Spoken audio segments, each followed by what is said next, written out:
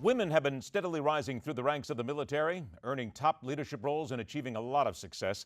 But as the first ever group of female soldiers training to be Army Rangers fails to advance through the first round, some question whether men and women can be considered equal in all areas of military service.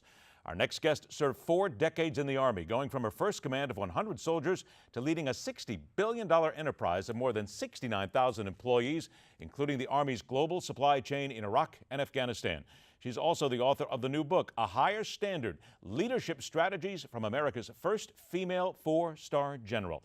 Let's welcome to the Hardline, General Ann Dunwoody. General, we thank you so much for your dedication, your tenacity, your service, and for joining us. Thank you. It's great to be here with you.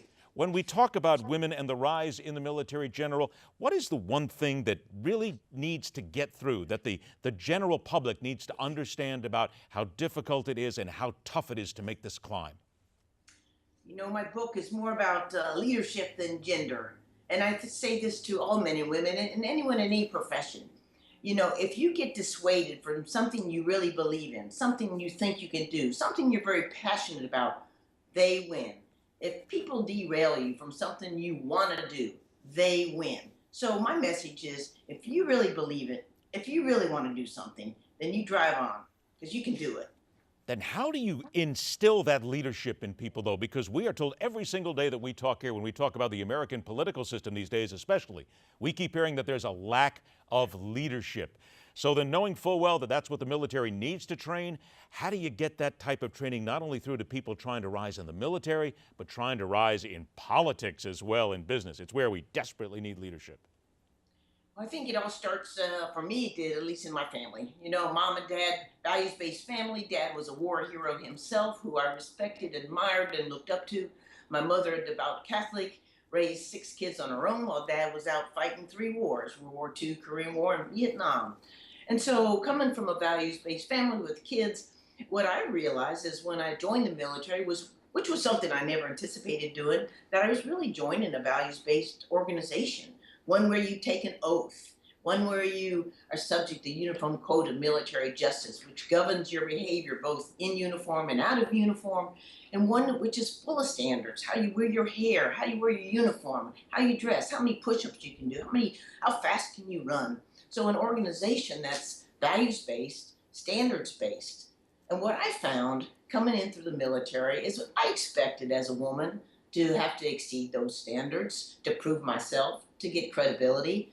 But the reality is that all the good leaders that I served with exceeded those standards. They lived by a higher standard. Let's talk about then meeting some standards here, because just last week the Marine Corps announced the scheduled end of their 18-month experiment to vet females through the infantry officer course.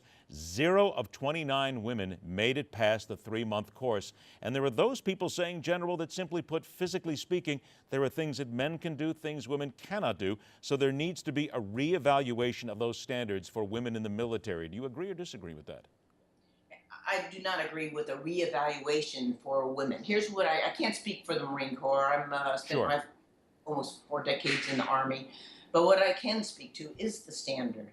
And the policy was, to guidance from the Secretary of Defense, was that we would open all the doors, all the career fields to women, and have the service chiefs and combatant commanders come back and discuss and talk about those that they did not think women could qualify for. What that required was an evaluation of the standards. And there's a lot of standards out there, but some were traditional, some just historical. And so in-depth analysis, and I think a very methodical way they've gone about this, looking at each critical MOS skill in school and determine what are the real no-kidding requirements to be either succeed, pass, or serve in that career field. And quite frankly, if it's about lowering the standards, this policy will have failed. This is about identifying the standards and then allowing anyone, male or female, who can meet or exceed those standards, give them the opportunity to serve.